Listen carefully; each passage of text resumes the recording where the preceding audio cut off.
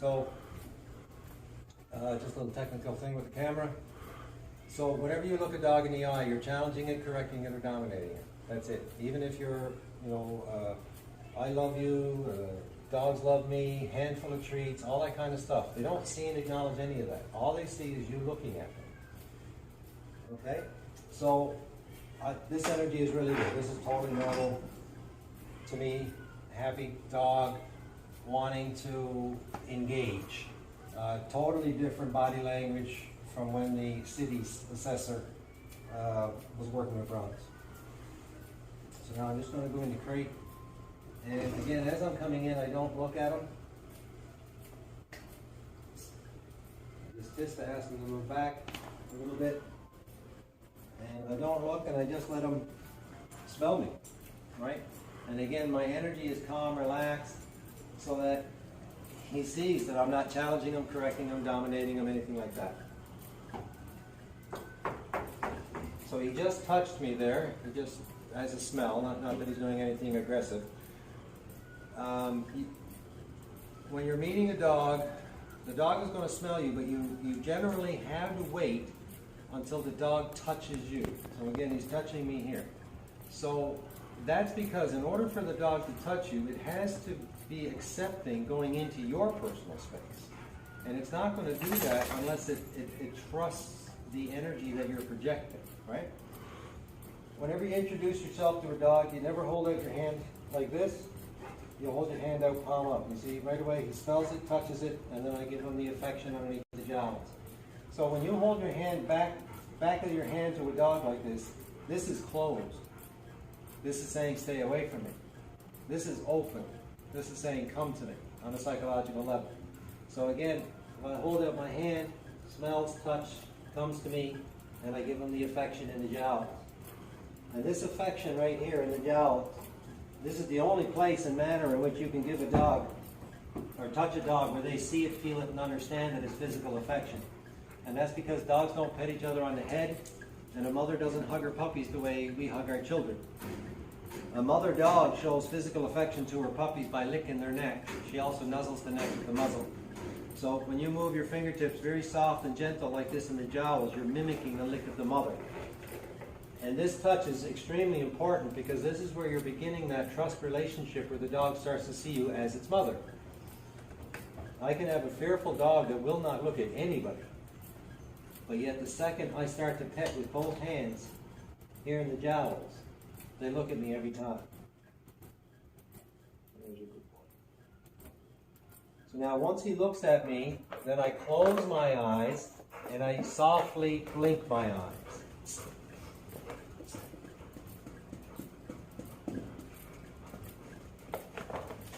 So his tail is still wagging energy, so I want to ask him to relax, so I'm going to ask him to sit. And then I get in front and I stare at him until he stares at me. He's looking at me right away. I need to get in front of him. I'll just move him back a little bit by just going into his face. There we go. And now I stare at him until he stares at me and the tail stops wagging. His tail has stopped. Now I wait for him to look at me again.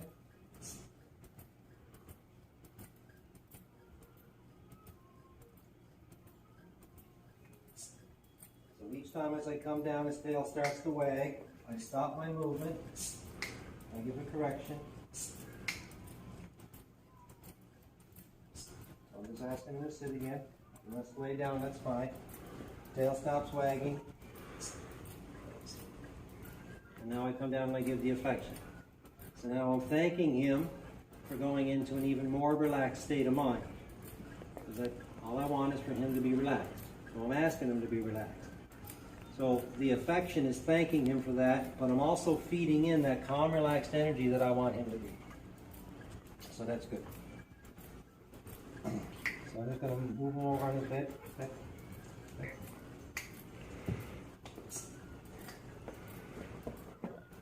Ask him to sit.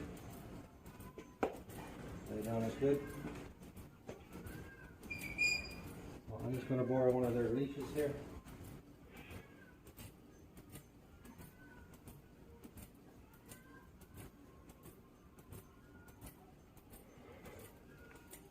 So this is called a slip lead, slip leash.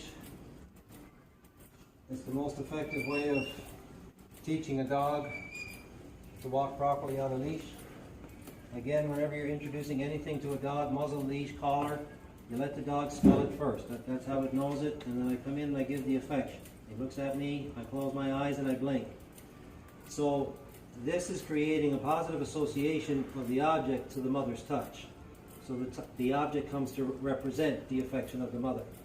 And once I feel the relaxation in the head, the muscles, then I put it on top of the neck, lift up.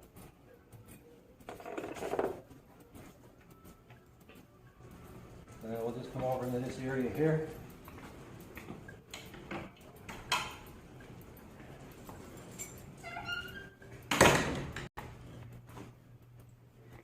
So I'm just going to walk them around a little bit first. Just get them to follow me.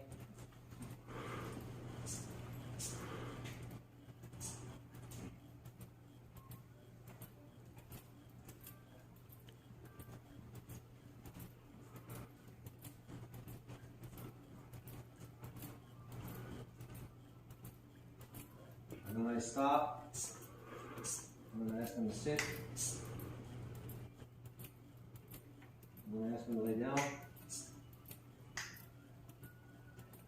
Now I ask them to roll over.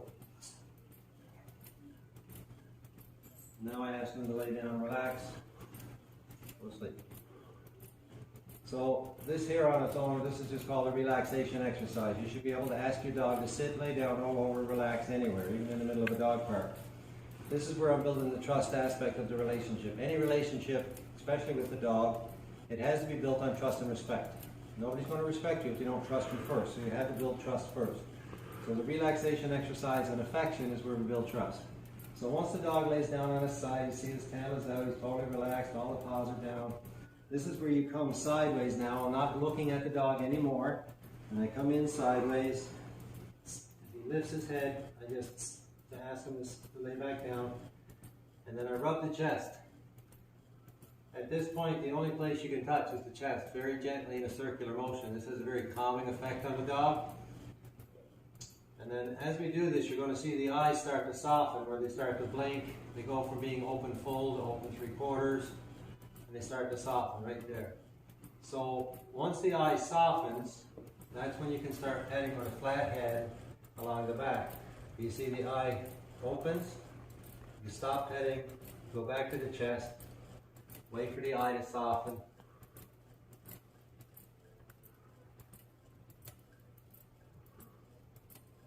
And then you pet here again. So normally when I do this, like for a dog that's in for rehabilitation, when I start doing the relaxation exercises, I continue to pet them until the dog falls asleep. And that's how you come to represent the calm, peaceful energy of sleep. But the other important part of this is that a dog will not go to sleep on its side with its legs out like this or on its back unless it knows it's 100% safe and protected. A nervous, anxious, insecure dog, when they lay down, they're going to lay over on the side of the bum with the front paws flat on the ground so they can get up in a hurry if they need to. When a dog lays out like this, it shows that it's totally comfortable and relaxed in its surroundings, and it's not worried about having to be alert. You can just relax and just go to sleep. So this is really good.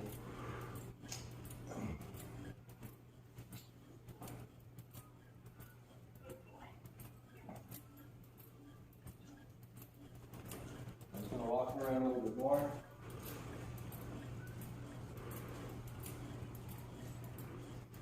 See, no tension on the leash. His position is behind me. That's where I want him. And this is how he sees me as his mom. When a mom is walking with her puppies, all those puppies are following her. Same with chicks, bear cubs, they're all following the mom. And that's because they know the mom is leading them and protecting them. And especially in the dog world, the mother is saying to the puppies, I can't protect you if you're in front of me. I can only protect you if you're behind me. So I want you to follow. If you have a submissive dog, they can walk out in front. You see people with the leash and the dog out in front of them all the time. But they're not a nuisance. They're not reactive. They're not barking. They're just happy-go-lucky out in front of their owner. But when you have a dominant dog, which is only 30% of dogs, they need to follow you. Because if they don't see you taking over that role of the mother, to be the leader and the protector, then they feel that they need to. And that's exactly what's going to be happening when your dog is walking in front, when your dominant dog is in front, especially if that tail is straight up. Remember, that's the projection of dominance.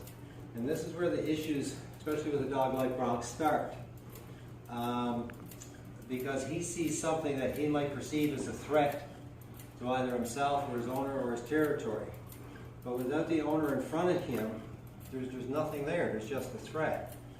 So that's why when you're in front and the dog sees the threat, it sees you in between itself and the threat, acting as the mother. And in that situation, a mother is only going to do one of two things. She's either going to deal with the danger by having the puppies behind her to protect, or she's going to turn and face the puppy with her back to whatever the puppy is perceiving as a threat. And this is how she's communicating to the puppy that what you're looking at is not a threat. You don't need to worry about it. So I have my back into them, they sit, they look at me, and then I give the affection. So when I'm in front of a dog like this, giving the affection very gently, the conversation I'm having is, I'm your mom. I'm going to protect you. You have nothing to worry about. So just ignore everything that's going on around you. Focus on me, and I'll give you affection. I'll give you a hug. So he looks at me here, and the head just lowers a little bit right there. I see the softness in the eyes. I feel the softness in his muscles. And that's when you can come over there and I kiss him on the top of the head.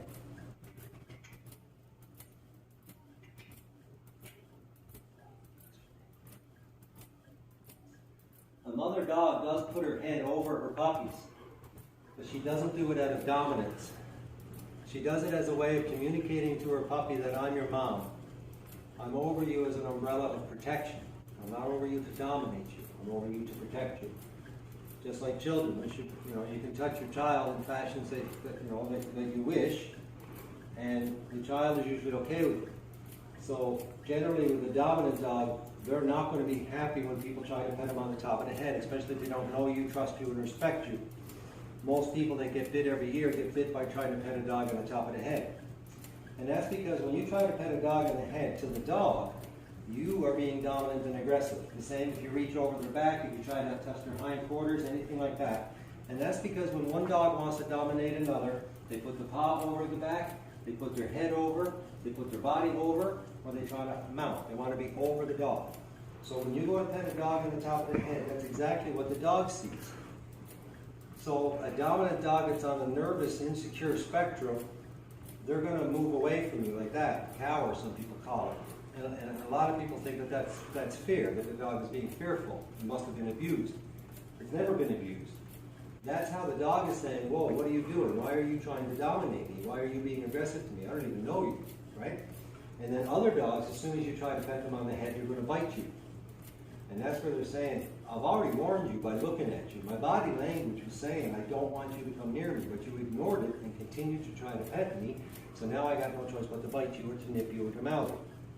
Whether it's a mouth, nip, or bite, and there are 3 different levels there, depends on the level of dominance in the dog.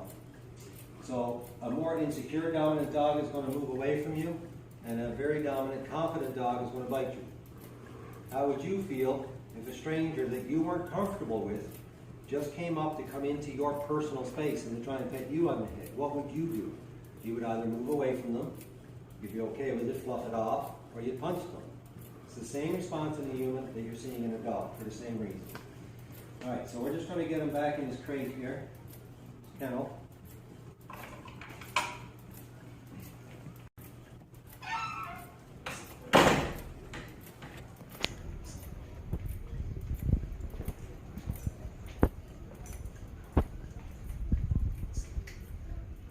So putting leashes on, off, I call it addressing the dog. You want to be in front of them, ask them to sit, whatever you're doing, leashes on, off, and then the affection. Now, once you've earned the trust and respect of the dog, then they have no problem with you petting them on the top of the head. It's fine. They trust you and respect you. But until that point, you need to pet here, underneath. Hey, baby. Kisses. kisses, I know.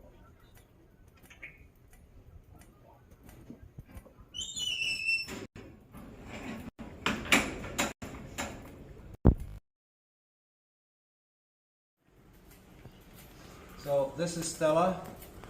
She's my pack matriarch grandmother. She's 15 years old. She's the top dog at my home. I have about 30 dogs under my care right now. I'm just going to put her in here.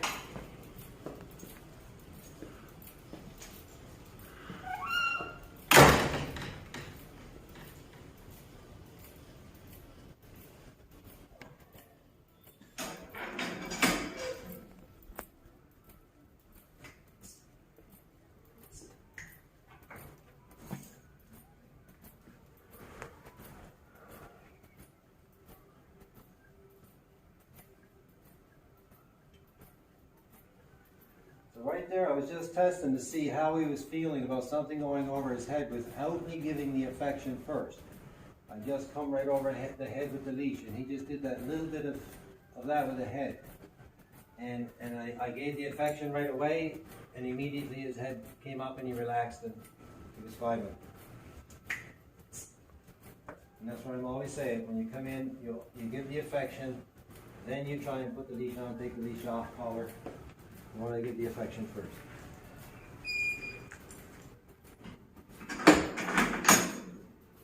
So Bronx has been in here since March. It's now September 16th. And he hasn't been socializing with other dogs since he's been in here. Might pass him on a leash walk, but that's about it. So that's a long time to not be socializing with other dogs. So you see he's got a little bit of interest in Stella.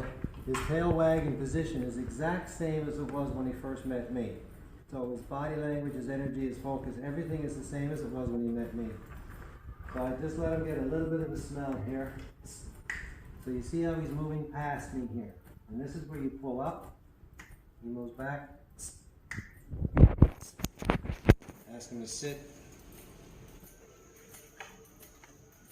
He relaxes with his tail, affection. And this is where I'm saying, no, your energy is getting a little too much, your focus is getting a little too much. So now just sit, relax, and then we move forward.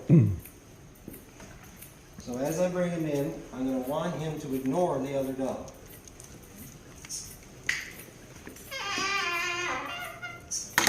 Or walk him around at first to ask him to ignore. And this again is conversation is on your mom. It's my job to lead you, protect you.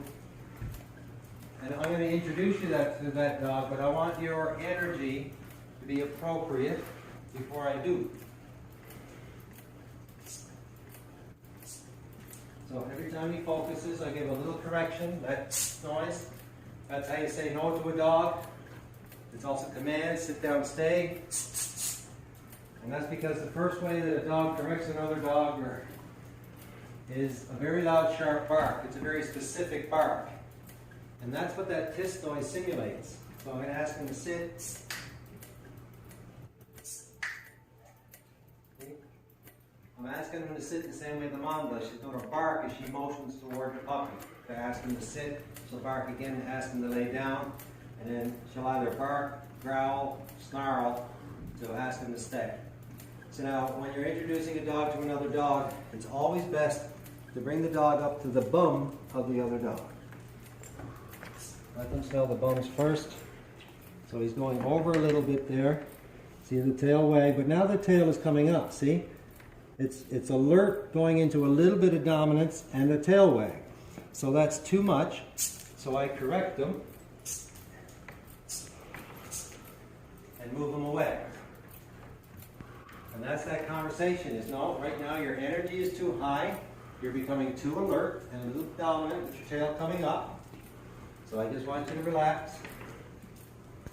And then I can bring him in to smell the dog again.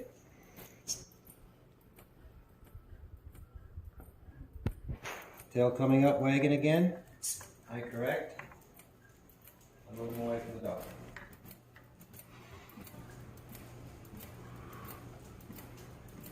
So now I'm going to bring Stella up behind him. Switch leashes. And Stella's not going to be too interested in smelling them, right?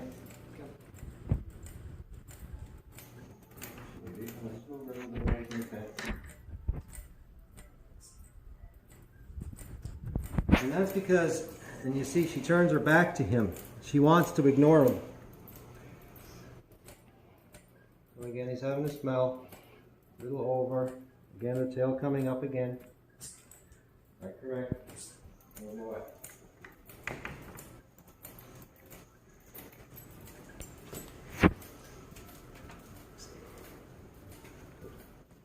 So, I'll just make it easier for you with the camera. So I'll bring Stella over here. And this is good, coming up behind.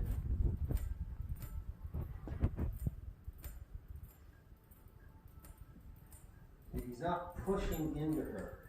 So right there, coming over. That's okay. I'm going to ask him to sit now.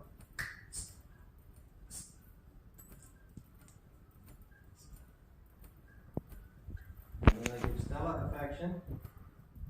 And then I give him affection.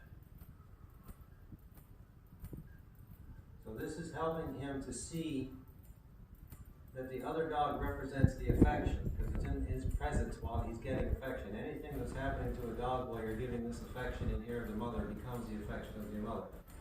So it's helping to establish a good relationship between the dog and the other dog right off the bat, so that they each represent calm, relaxed energy to each other.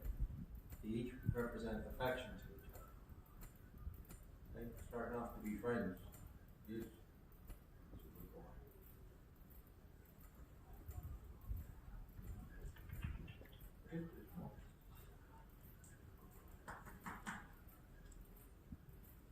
So right there, he turned away. So that's showing, you know, he's met her, he's smelled her, he's comfortable with her. He sees, this is good. So as he comes in, again, I just watch. He can't be too dominant, he can't be over, he can't be too pushy. He has to be respectful. Respect her space. Smell from a distance, and then again, see, he turns away. Marking.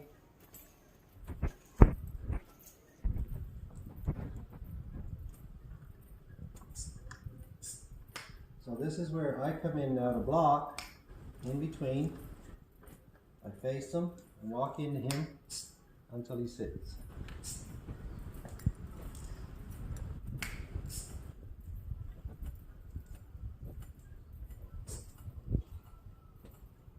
Get the focus, affection. So if you don't have the leash, and the dog is coming up into another dog, and it starts to act in any type of an inappropriate manner, you good? Got a call coming in. Oh, no, no. Can hardly get it off of there. So we don't have the leash. So that's where you get in between the two dogs. You face the dog that's being inappropriate to correct, to move it back. And this is where I'm claiming this other dog. And I'm also correcting him to say, again, your energy is too high, too dominant, whatever the case may be. Sit, relax, which means your tail stops wagging. Focus, affection. And then I just walk away and let them play again. And that's how I'm teaching them how to play. Whenever they start to act in an inappropriate manner, you just correct them, sit, relax, look at me, focus, affection.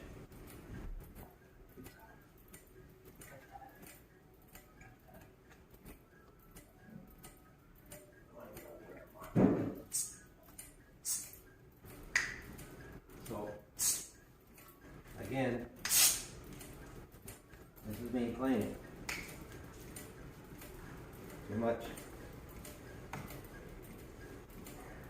I don't want you focusing on her right now.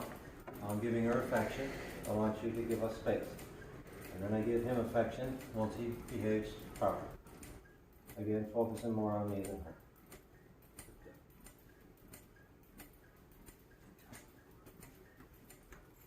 Okay.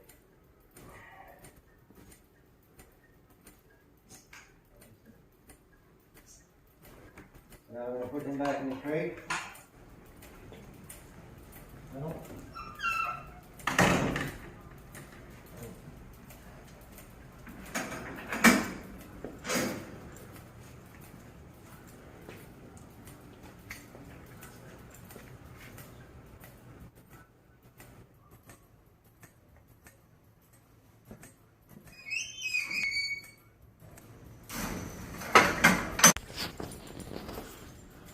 So this is Melina. She's my alpha female. She's pack matriarch, but she's mother teacher for Stella's the grandmother. So Melina is the dog that meets every dog that comes to my place for rehabilitation. Dogs that I work on consultations, Melina is always the first dog to meet them. So I'm going to put her here with Stella.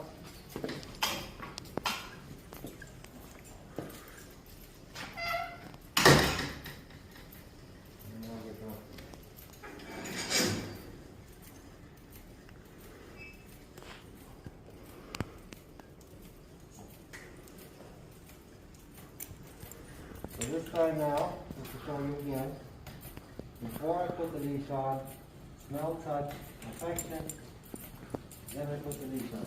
And you see there's no adverse reaction to that, where the last time when I didn't give the affection first, I got that little bit of a tilt in the head and the eye blink. We always give the affection first.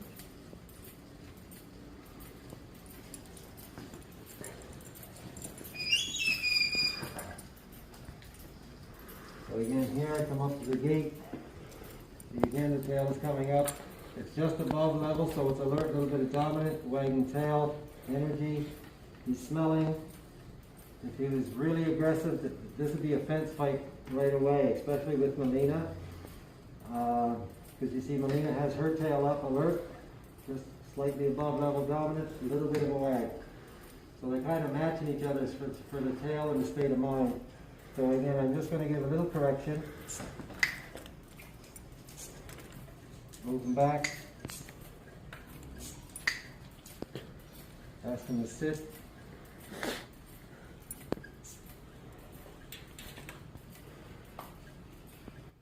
A little bit of affection. See, we bring the body back to calm, relaxed, and then we move forward again. So coming in, I ask these dogs to move away from the gate.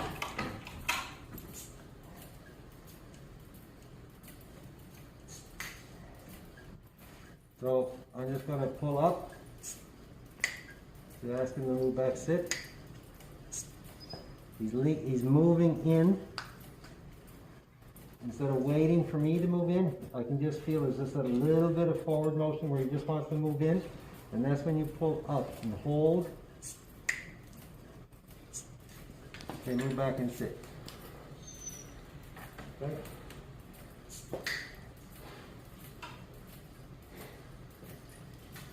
So, I'm going to bring him in. Same thing with Stella. You see that body stance there? Legs spread out and wants to go. This is more playful. He wants to play.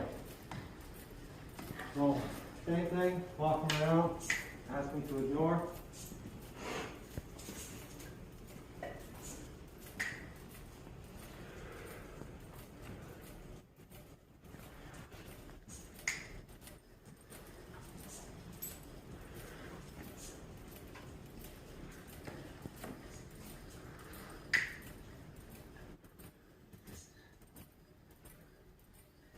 Sit, relax.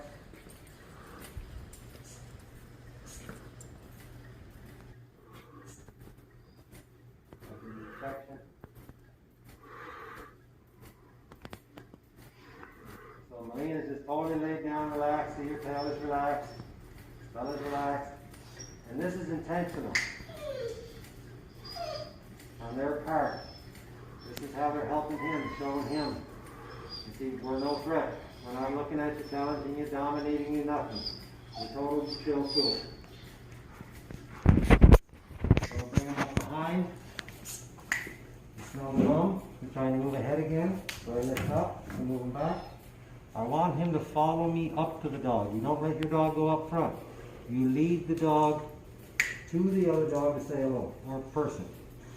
And that, in case anything happens, you're already up there to deal with the situation as the mother.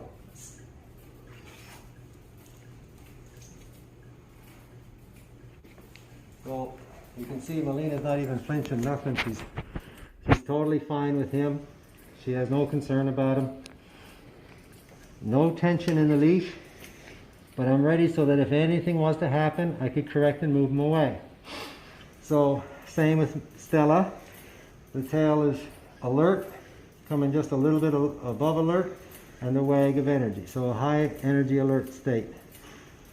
And again, this is more because he hasn't socialized with dogs for so long than anything else. If he was really aggressive, he'd be already wanting to attack the dog, me holding the leash or not. So this is good. So see, he just turned away on his own. And he's fine with her smelling her. He feels comfortable with her. So now I can bring him up to the head. I'll just be here and let him come.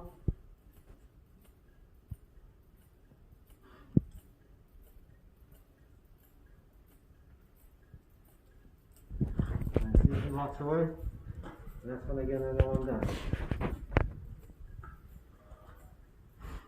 Now also remember that Bronx is not neutered, an unneutered male, 4 years old. So now I'm going to give my dog's affection, ignoring Bronx. He sees this.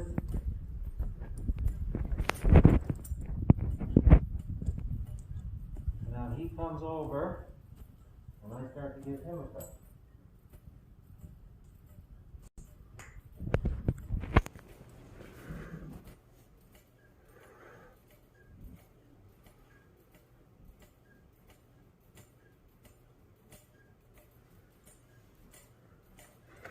The first assessment that we did,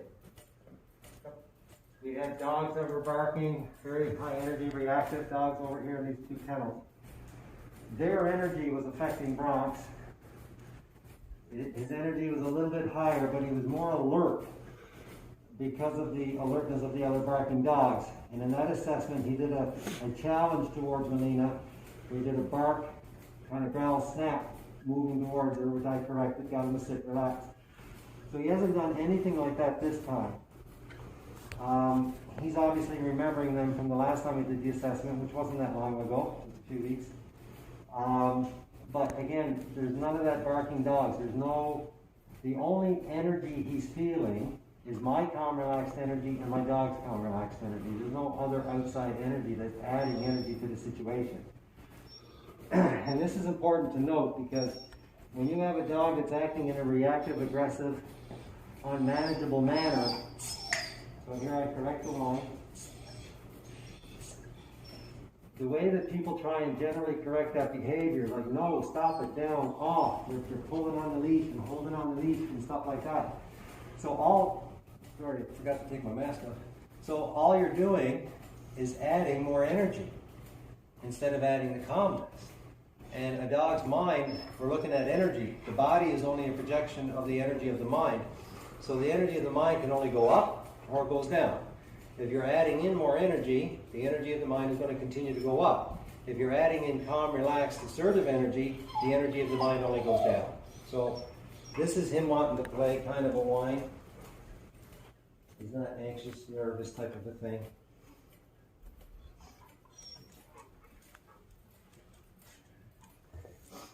Now, this is good, his tail going down there.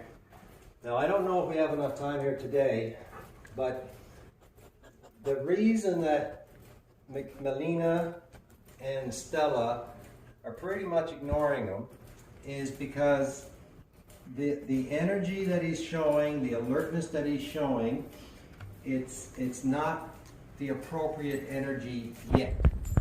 So they feed in calm energy, waiting for his energy to come down to a more balanced state, and then that's when they would start to engage with him. Okay?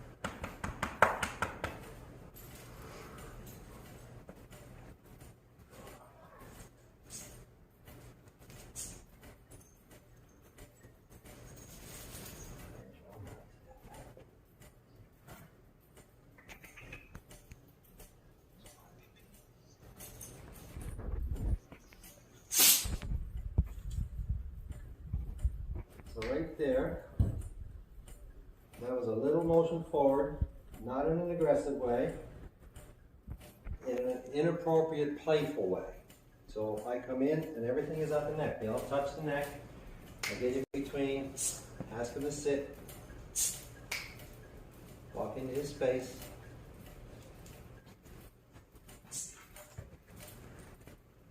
Keep getting in front of the head.